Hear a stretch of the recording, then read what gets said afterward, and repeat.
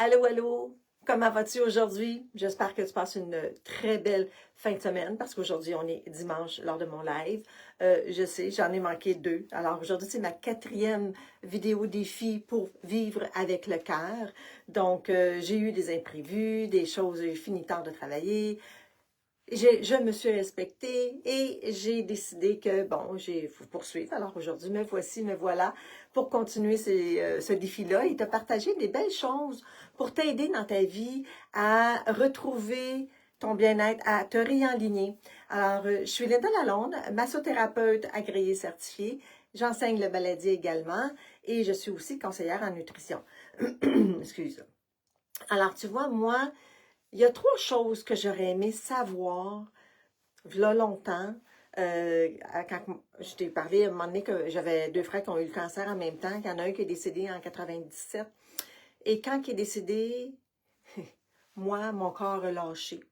J'ai arrêté de marcher pendant 6 mois de temps. On appelle ça un choc psychosomatique. Et là, j'ai souffert, c'était l'enfer dans mon corps, des grosses douleurs, c'était des spasmes électriques très, très intenses. Alors, j'ai beaucoup, beaucoup souffert et j'aurais aimé avoir ces trois clés-là que je vais te partager pour ce qui m'a aidé, mais ce qui peut peut-être aussi t'aider à toi pour... allô Sophie? Alors, pour t'aider à retrouver ton bien-être à toi. Alors, tu sais, après ces 3 mois-là, ces 6 mois-là, je me suis sentie démunie, instable dans mon corps. J'étais déconnectée. J'étais complètement hors capacité. Je dormais à peu près 20 heures sur 24 tellement mon corps était en souffrance. Mais 2 ans après, là, je me suis pris en main. Là, j'ai dit, je ne peux pas rester comme ça. Il faut que je prenne des choses pour m'aider dans ma vie, pour avoir... continuer à évoluer. J'avais 3 adolescents, mon conjoint, c'est la vie, elle continue quand même quand on perd un frère, hein? Même si j'étais l'aîné, puis il est plus jeune que toi, 31 ans quand il est parti, c'est frustrant, j'étais en colère contre la vie. Alors, j'ai découvert une approche qui m'a enseigné le lâcher-prise, qui m'a enseigné la douceur, qui m'a enseigné le pouvoir de l'intention, de la conscience, comment travailler avec ça. Et ça a été vraiment une belle étape dans ma vie parce que oui, j'avais dansé le baladier qui m'avait aidé énormément. Et puis ensuite, j'ai après ça, de se prendre en main, c'est pas toujours évident, mais de savoir que toute la puissance de ces trois outils-là que j'ai appris, que j'ai partagé, que j'ai enseigné en mon corps. Parce que mon corps, ça arrivait que même après 2 ans, je me préparais pour aller travailler et puis mon corps, il bloquait. J'arrivais, je me penchais, je marchais, puis mon corps, il gelait. C'était jamais, ça bougeait plus. Il y avait une mémoire dans mon corps. Et là, j'étais obligée d'utiliser ma conscience, l'intention et d'aller profondément dans le moi. Je me fermais les yeux puis je me disais, OK, comment ça peut être plus souple dans mon bassin? Comment ça peut être plus léger? Comment je peux bouger avec plus de douceur? Ça prenait des fois 2, 3, 4, 5 minutes, là, parce que ça arrêtait, c'était carré.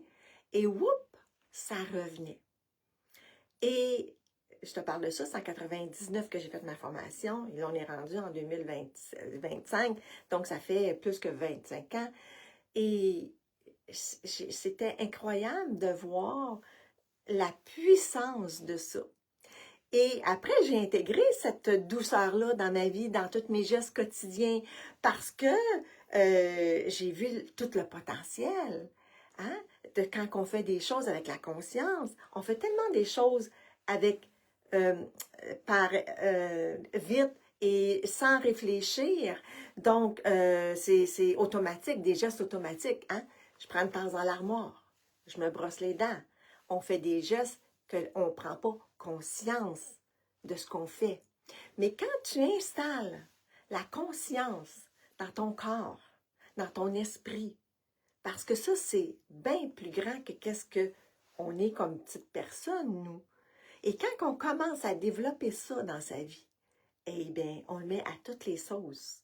Et la douceur, je ne sais pas si tu as remarqué, Mais quand on va parler avec douceur avec quelqu'un, quand on va agir avec douceur, on a bien plus de retour que si on est choqué, puis si on est brusque, puis si on est toujours en colère, puis si on donne toujours, dit des choses méchantes à quelqu'un. La personne en avant de toi, si tu la bombardes de négatif, puis qu'elle n'est pas fine, qu'elle n'est pas belle, puis qu'elle est tout ça, on se recule et on ne veut plus rien savoir.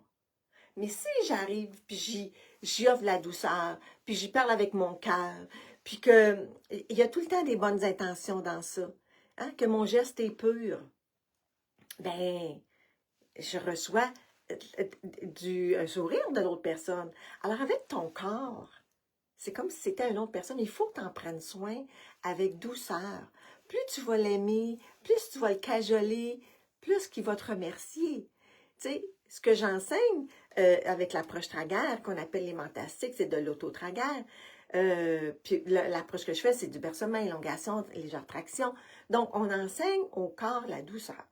Tu as passé 9 mois dans le ventre de ta maman à te faire bercer dans un liquide tout doux, tout chaud. Et là, tu sors et c'est brusque.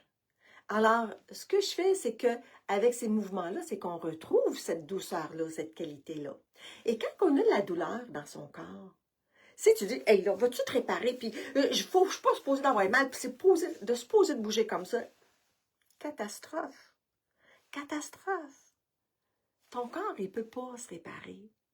Ton corps a besoin de douceur, a besoin que tu l'aimes, que tu l'accompagnes. C'est ça qu'il a besoin. Et c'est ça que je me suis offerte à moi, avec ce deuil-là qui a été épouvantable dans ma vie.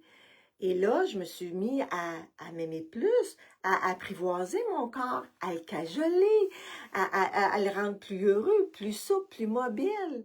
Et avec l'intention, quand il y avait une douleur, on la sent venir quand il y a une douleur qui s'en vient dans son corps, quand on est à l'écoute de son corps et de son cœur, on sait qu'il y a quelque chose qui s'en vient, qui se prépare à faire mal. Et là, stop. Comment je peux y amener de la douceur? Comment, avec mon intention, je peux amener plus de délicatesse dans mon corps, plus de sagesse, plus de savoir? C'est magnifique, ça. Alors, tu vois, quand on vit des choses comme ça, d'amener ça dans son corps, ça crée un lâcher-prise total, parce que là, on le sait qu'on a tout le pouvoir à l'intérieur de soi. Et on ne reste plus accroché à ces détails-là de douleur, de frustration. On ne peut pas vivre comme ça. Surtout dans le monde dans lequel on est aujourd'hui, on est très sollicité par sortir de son corps, sortir vers autre chose. Mais il faut apprendre à revenir à soi. Et c'est ce que j'ai appris et c'est ce que j'enseigne.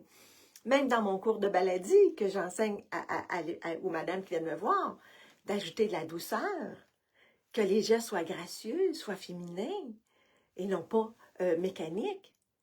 Parce que mécanique, on se blesse. Mais si j'amène ma sagesse, l'intelligence, on a toute une intelligence innée en soi. Alors, il faut juste la reprogrammer et la travailler et l'accueillir. Et je te souhaite d'accueillir ça dans ta vie. Et si mon expérience peut t'aider, parce que je ne suis pas la seule qui vit des deuils comme ça, puis qui se fait comme frapper émotivement. Tu sais? Et tu vois, quand que les 5 dernières années, depuis l'automne 2020, que j'ai perdu un autre frère, en janvier ma mère, après ça, il y a eu, je me suis occupée de mon père est décédé, j'ai un autre frère qui est décédé. J'avais peur de retomber dans le même pattern.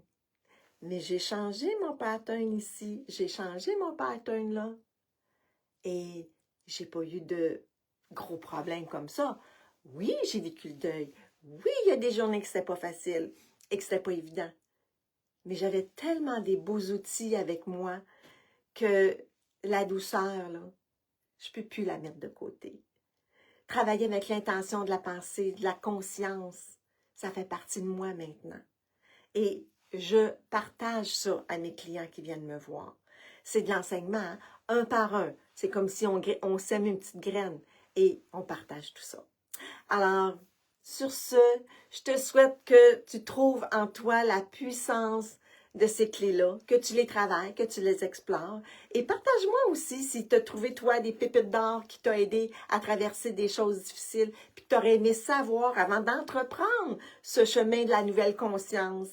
Alors, je te souhaite une magnifique journée. Je t'embrasse et à très bientôt. Bye bye. Merci Sophie d'avoir été là de tes partages. Je vais aller lire ça. Bye bye.